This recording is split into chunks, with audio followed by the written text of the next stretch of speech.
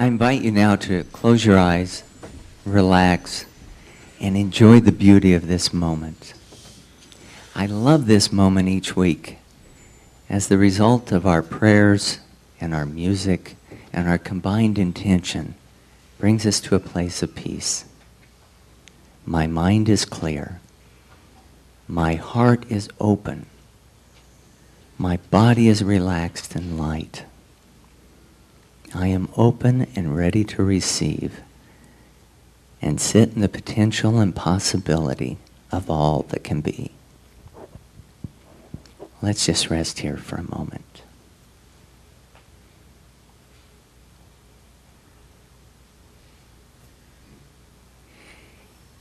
In a few minutes, we'll go through an exercise, and it'll be nice to come back and recollect this moment and the feeling and the emotion that's there. I am Kirk Condy. I am here to kick off our Fiscal Fitness for 2014. This is our month every year, October, when we get ready for next year. We all become amateur accountants, and we project what we are going to give in the next year. It's fitting that I am here because I am going to also this month become our assistant treasurer or assistant to the treasurer or the second counselor in the triune treasury. We don't know what we call it yet, but we do know I am the guy who's going to fill out the estimated spending card. And so it would be nice to have a figure so we can stay and be fiscally responsible as we have in the past. To set a budget, create a budget. And we thank you for your generosity and helping the center be what it is and fulfill its mission. Marty's theme this month, in conjunction with what I'll be doing, is the prosperous heart. Prosperity and abundance. And we only come to prosperity and abundance by giving and money. And so we're going to talk about giving and money a little bit. And I'll let Marty talk about prosperity and abundance.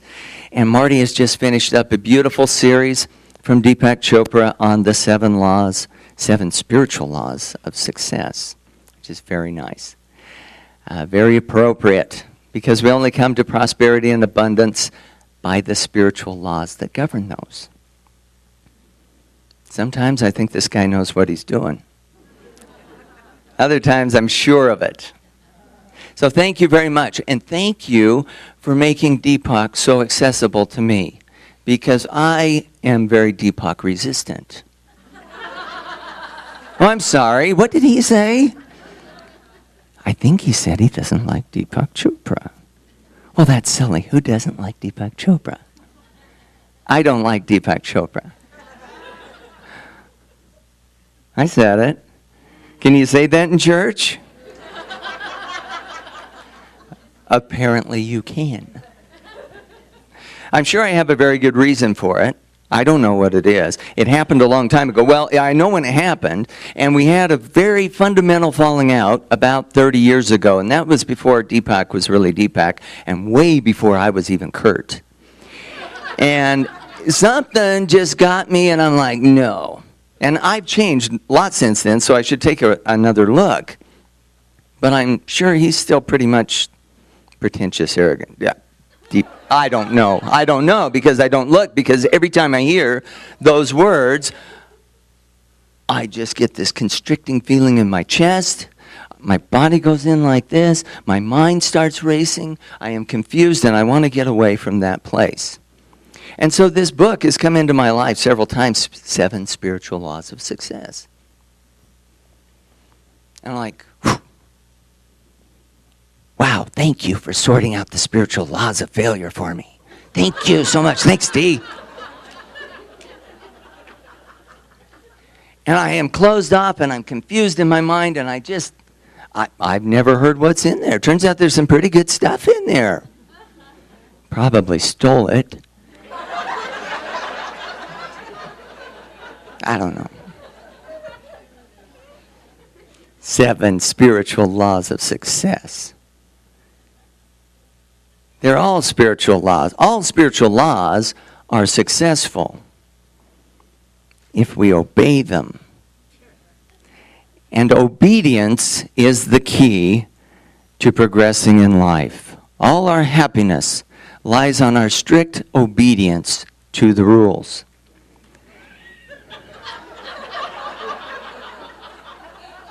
No, I'm serious.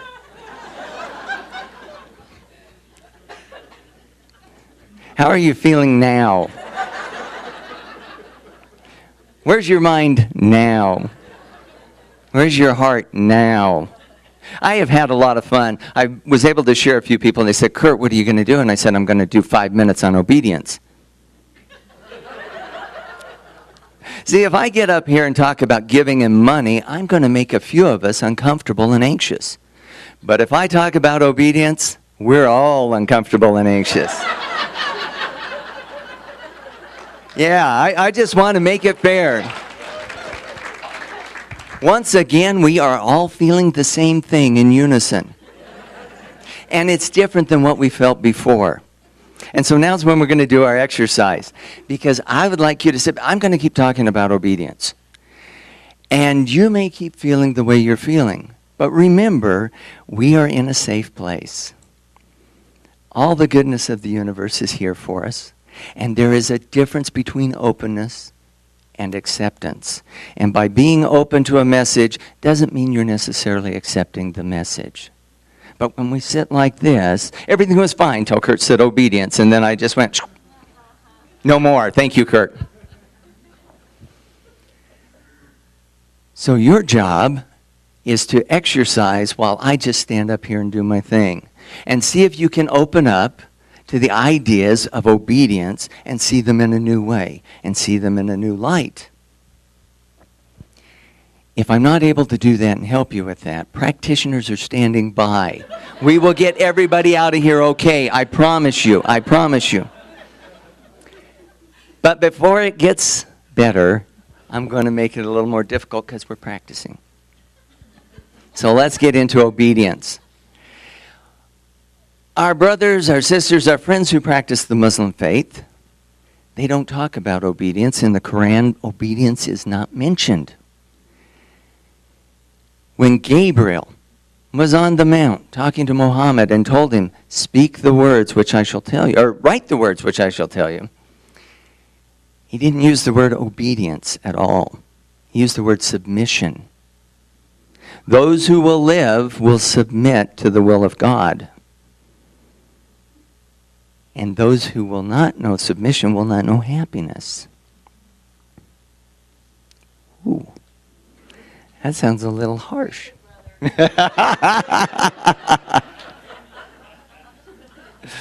Interesting. A different view on obedience comes through the culture of the LDS faith and our brothers and sisters who practice that. And in that culture, Jesus spoke through their prophet and said, I, the Lord, am bound when you do what I say. And when you do not what I say, you have no promise. He didn't say, do what I say or you're going to hell. He said, if you do what I say, I have to help you. And if you don't do what I say, there's no way I can help you. We all still open? How we working? How we feeling? Yeah, I told you. I didn't say it would be easy. Our founder, Ernest Holmes, he used the word obey too. He said when we obey the law obeys us. And I'd like to show you how that works. You know me and my props, and I got to have my props. So if you'll give me a moment, I'll just pour a glass of water here. Got a clear glass full of clear water. It's hard to see unless you look for it, like so many things in life. But here it is. And some of you might see a glass that's half full. And some of you might see a glass that's half empty. I think our perception is predicated by our purpose. What did he say? He said we see what we see based on what we would like to see. Oh, why doesn't he just say that? If my purpose is to fill the glass, I see the glass as half full. And if my purpose is to empty the glass, I see a glass half empty. As long as I hold the glass like this, in alignment with the law of gravity, water stays in the glass. If I turn the glass upside down, water leaves the glass. The glass is in alignment with the law of gravity. Two very different procedures, two very different results. In this example, the water represents the spirit and the potential of all life. The law of gravity, which is ever present for us here on earth, represents the laws of spirituality. And the glass represents me. Maybe the glass represents you. When I hold the glass in alignment, it holds water. When I hold it in alignment upside down, it releases water. If my purpose is to hold water, I need to do one thing. If it's to release, I do the opposite. Two very different results. The nature of the water has not changed. The nature of gravity has not changed. The nature of the glass has not changed. The only thing different is the alignment and the different result that results from that.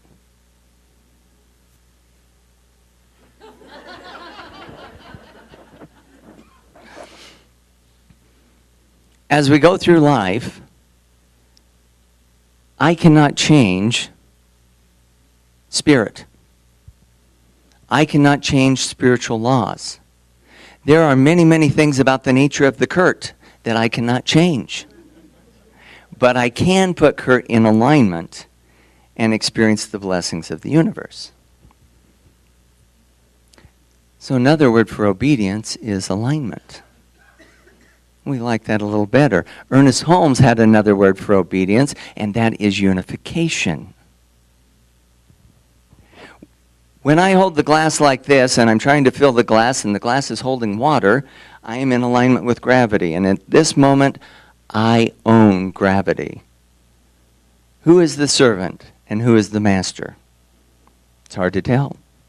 It wasn't gravity's idea to do this. I chose to put in myself in alignment and experience the benefit that gravity provides. In the Tao Te Ching, it says,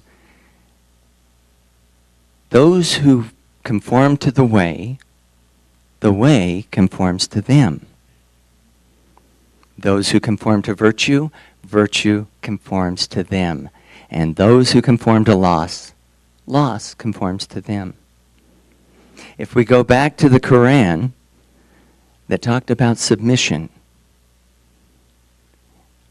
God says through Gabriel, when my servant remembers me in himself, I remember him in myself. And if he reaches out a hand to me, I reach out an arm to him. And if he steps toward me, I run to him. Unification is our first step of affirmative prayer. It's our first step of creation, because when we are unified with the principles of the universe, all things are possible. Different way to look at obedience. Who knew it could be so liberating and empowering? Better? Yeah, good. In the coming weeks, we're going to talk about some ideas that may bring up that resistance. And I just hope, I don't want you to have to go through that. And so in this safe spot, just think of it as a changing room at Nordstrom's. We don't know if we like this or not, but we can try it on here and see what we think and see how it goes. We're going to meet some great people. People we know are going to come and share their stories of how they came to know the law of giving, how they came to put themselves in alignment with the law, and how it's blessed their lives. When you feel inclined and your purpose aligns, we invite you to fill out an estimated giving card on the table in the lobby and help us in our mission. Join with us to do what we do. Now, I get to turn the stage over to a man who knows about giving. He gives, and he gives, and he keeps on giving, and he gives some more. Please show some love for our minister and our mentor, our brother and our friend, the Reverend Marty Bacher. Thank you.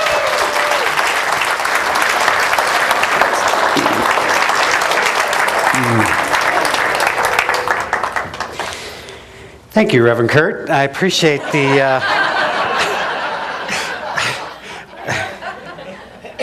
I always say whenever Kurt shows up, I'm kind of looking over my shoulder. It's like, he is gunning for my job. I'm convinced of it. He looks good. He sounds good. He makes sense. To hell with him. No, I'm kidding.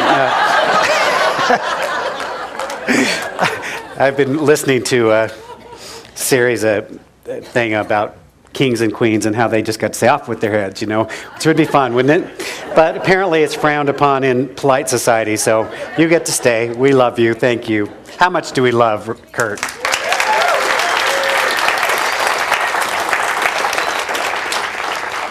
So briefly, I want to talk to you a little bit to launch this series about where we are. We're using a book this month called The Prosperous Heart. Creating a Life of Enough. It's by a lovely woman by the name of Julia Cameron. Many of you know her through The Artist's Way. And so I thought it was lovely that she's worked with so many artists. And what is one of the ideas that is held in race consciousness, in collective consciousness about artists? Starving, struggling artists. And so, right? Just what comes to mind. So often, so I thought it was interesting, in the response to the work that she was doing, she saw how often people came with that mindset. And what do we know? If we have a mindset about something, that becomes our experience, right? This is all we teach in Science of Mind, is that the way you expect reality to show up is how reality shows up. Kurt did it very beautifully. And by the way, if you need a glass of water, just come on up and help yourself. It's fine. Right? He did it so beautifully by looking at this idea that what we see in the water and in the glass is what we expect. When we begin to understand that, we can realize that we can change our lives by changing our expectation. And so our invitation over this month, we're doing it very differently this year. I was sharing the other night with some folks that this is my 4th year of ministry in Salt Lake here with you. When I first started, we were in a place called, oh my God, we're freaking out, we may not survive. I don't know if that was the exact title, but it was kind of like, we were losing money, the minister's leaving, we lost our place, everything was in a state of pre-grace, let's call it that. And so we had to do some things. And so we did a pledge drive. And we literally came to the congregation and said, we need to know what you will commit to next year. Based on what you commit to, we're going to create a budget. And I guarantee you, we're going to create a budget based on what you say. People's resistance came up around that. Can you imagine? So, Kurt, I just want to share with you, our greatest growth usually takes place out of what we are resistant to. I'm just saying that to Kurt because it obviously wouldn't apply to anyone else, right? Have you noticed that? The thing that we are most resistant to when we finally surrender to it is usually our greatest teacher. I just want you to keep that little, this is the fine print I'm giving you right now as we go through this month. That thing that really gets you is probably your invitation. Right? As Marianne Williamson says so eloquently, the truth will set you free, but first it will piss you off.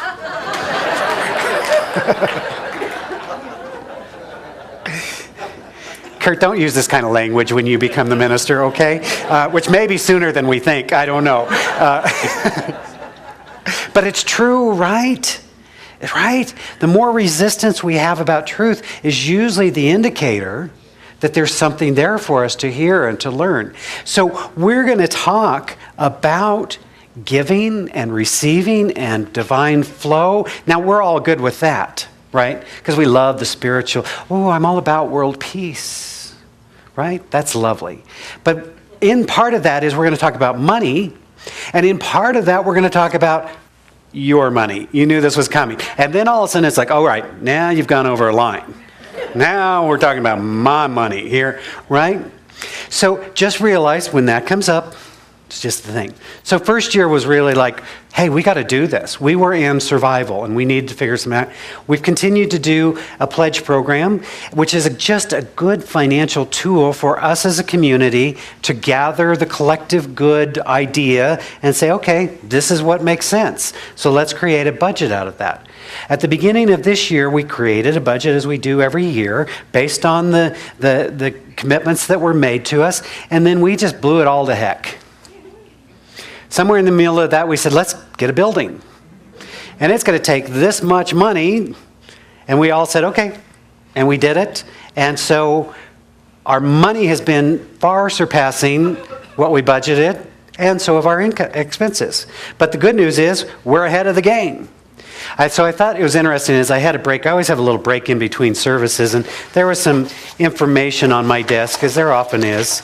Things happen on my desk. And so this is our giving card for the Centers for Spiritual Living, because every year, we are a tithing organization, in case you didn't know that. And so last year, we made a commitment to the Centers for Spiritual Living as part of our tithing program, and they asked us to give them an estimate of giving. And so we made an estimate of $6,000 for the year. And I remember thinking, I hope we're good. Right? So I just got our statement, and as of the end of the third quarter, we're at about $9,000. How can that be? Because we're more prosperous than we were. It's that simple. So as we're moving through this thing, we're going to invite you to make an estimate of giving to the community so that we can be good financial stewards. And if you hear anything other than that, guess who that belongs to? Right? Sometimes this is all about joy and love. And so this year we're just kind of like, let's just put it out there. Let's have fun with it. We invite you to do it. We invite you to participate. But more importantly, we invite you to pay attention to what happens. In this wonderful book, which by the way would be a great study group kind of thing or something, we're going to look at that. It's a great 12-week program for how do you look at having a prosperous heart. And one of the ways we can pay attention to whether we have a prosperous heart or not is to pay attention at the realm of materiality, paying attention to our money. And one of the ways you pay attention to your money is you write down, she calls it counting, everything that comes in and everything that goes out. One of the great things about being able to measure stuff is you really get a clue as to what's going on. Have you ever had the experience? Now, some of you I know are people that keep your checkbook, and every time you write a check, you write it down and subtract the amount. I know there are those people in our audience. I'm not going to name names. You don't have to raise your hand. Then there are others who have a checking account who refer to from time to time. And every once in a while you go online to check to see, do I still have money? Okay? We're not going to separate by groups or anything, but we just know there's different kinds of people in the world. For those of them, I'll just call them, that go online to check and see how much money they have, sometimes we have an expectation of our good that's not actually there. I'm beginning to figure out who's who in this group, right? And so by keeping track of things, we begin to realize what's really going on. We're involved in a great program right now called Prosperity Plus, and one of the commitments we make is to tithe, yes, I'm using that word right here, tithe, giving 10% of our good as it comes in back to the Center for Spiritual Living. In order to figure out what 10% of that is, you have to pay attention, turns out. So always in our spiritual life, it's wonderful to say, oh, I'm just going to sit on a rock and ohm until my good comes into being. And it's also necessary to show up in the world and do the things. So there's always, in our statement, we say we honor our spiritual, we celebrate our human. It's always this walk of the spiritual and the human.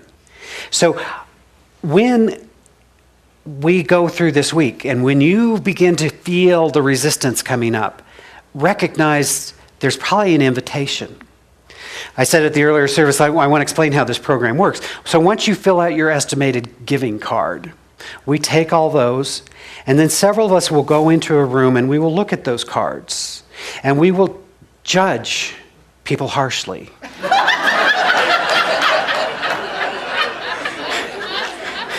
We will create blacklists of people that we are going to hold in judgment. And then a few of you will get into the good pile where you will be loved and blessed. And I know that's what you think happens, but that's not what happens. Actually, in truth, we just put it all in a pile. We add up the numbers and we go, okay, here's a good, sound financial way to budget for our next year. And if everybody participates, we have a better idea of what goes on. We will not threaten you. Well, first of all, we got rid of heaven and hell in the first place, so that's kind of like out of our bag of tricks. So we're going to have to get more creative, Kurt. I don't know. We're going to have to figure out some. What would the new age hell be? I don't know. I'm just trying to figure that out. So over this month, because I really love this book, there's some great information in it. There's some opportunities to look at how do we show up? How do we play with money? And it turns out there's different ways of doing it. Have you noticed that? If you're in relationship with another, you realize there's different ways of playing with money, isn't there? And it is a universal law. I don't know who made it, but there is a universal law that says your counterpart will always handle money differently than you do. Have you noticed that? Let us get married, and here's what's even better. Don't ever talk about money before you get married, because you just know marital bliss will take care of everything. Right? Like it did for so many of us. Just saying. So the good news is, it's just money, But by paying attention,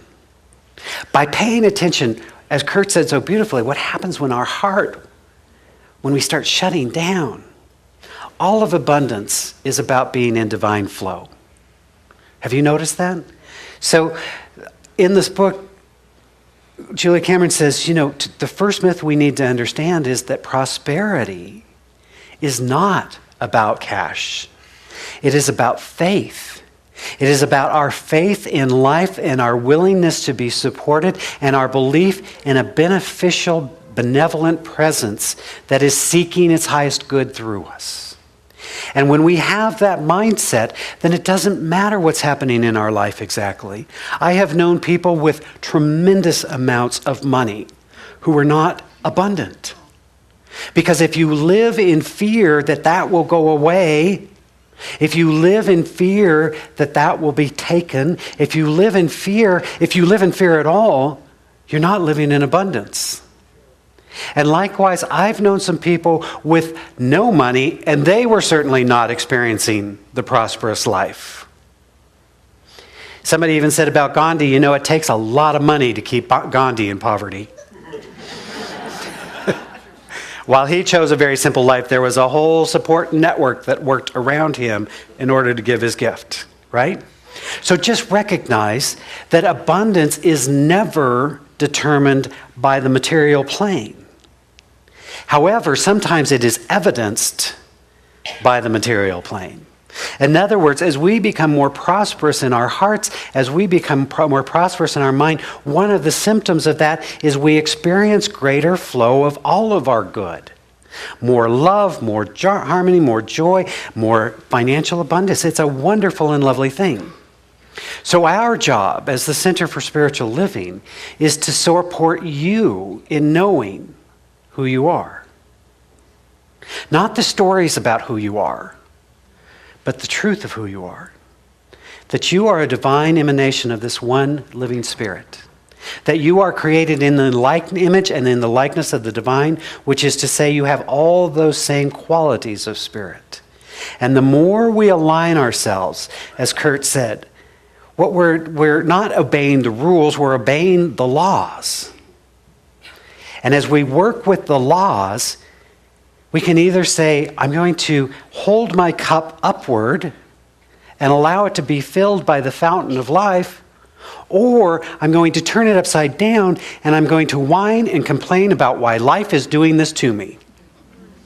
Do you know these people?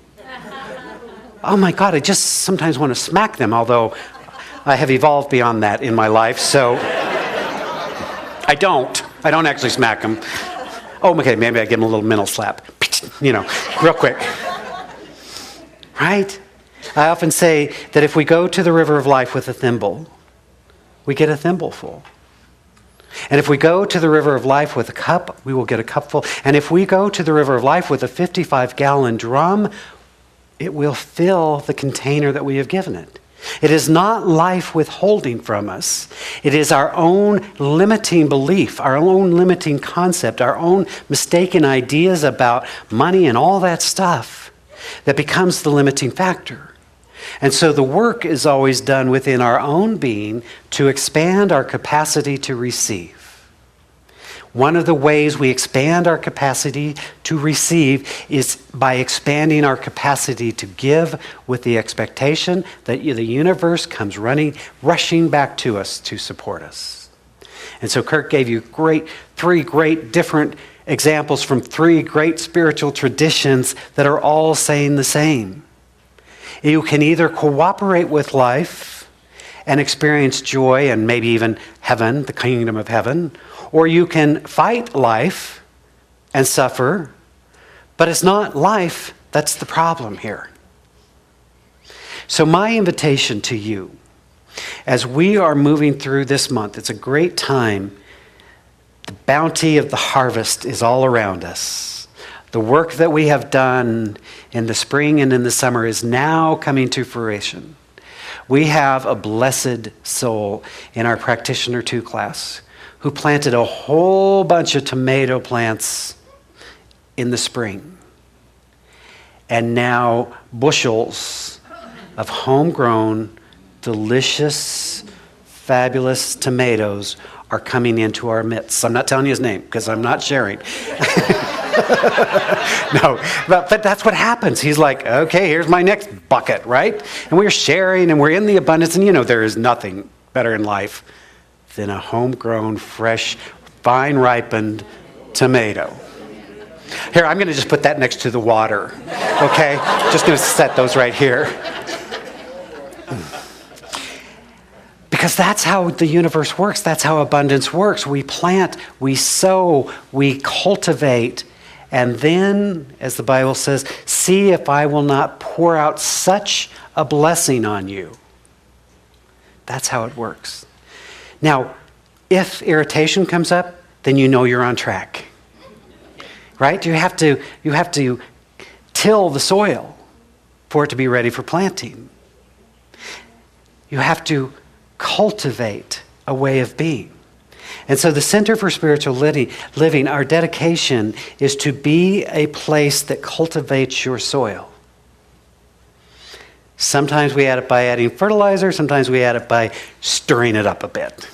Either way, it's all good. So pay attention to what's happening in your heart. Because, as she says so eloquently, it is the prosperous heart that determines our abundance. When our heart is open, when we're receptive to love, to joy, to harmony, to peace, to all good, then it is only natural that the universe fills and overflows through us. When we withdraw, when we shut down, when we do all that, there's no place for that flow to happen. So let your heart be open. Let you be not troubled, for God is in the house and all is well. There's a prayer that she has in this book that's lovely, and I want to close with that. And it says this. It's called the Prosperity Prayer. Oh, great Creator, I prosper through you, drawing my abundance from your infinite stores. You know my needs, and you provide for them. You know my dreams, and you bring me their fulfillment. I rely on you as my source. You are the rock on which I build my life. I trust you to supply me with all things necessary to my happiness. You are my security. I run to you always. Guard and guide me. Amen. Let us pray together. And my invitation as we move into this prayer is a what-if prayer. What if, in fact, there was one universal intelligence, one universal life, one universal being? And the sole purpose of that being was to pour itself into existence. What if we were one with that universal source, open and receptive to our greater good? And what if simply through the changing of our mind, we had a different experience of life? I suggest to you in this moment that that is the truth. That we are each divine emanations of this one living Spirit. That which is true for the whole must be true for its parts. And so I am announcing and proclaiming in this moment that we are abundant beings right here and right now. And so we open our hearts, we open our minds, we open the very portal of our soul and say, yes, this is my reality. I choose love. I choose peace. I choose harmony. I choose abundance. I know that I am blessed. And from this place of blessing, I'm simply giving thanks. We extend a blessing from this place. We bless this community. We bless our planet.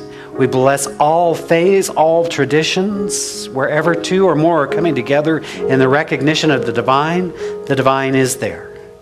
So we name it all good and very good. As together we say, and so it is. Amen.